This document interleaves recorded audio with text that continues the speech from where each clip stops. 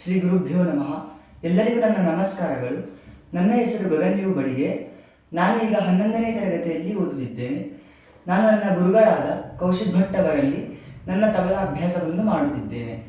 ನಾನು 24/9/2025 ಸಂಜೆ 6 ಗಂಟೆಗೆ ಹರಿಭಜನೆ ಮಾಡೋ ನಿರಂತರ ಫೇಸ್ಬುಕ್ ಪೇಜ್ ಲೈವ್ ಬರಲಿದ್ದೇನೆ.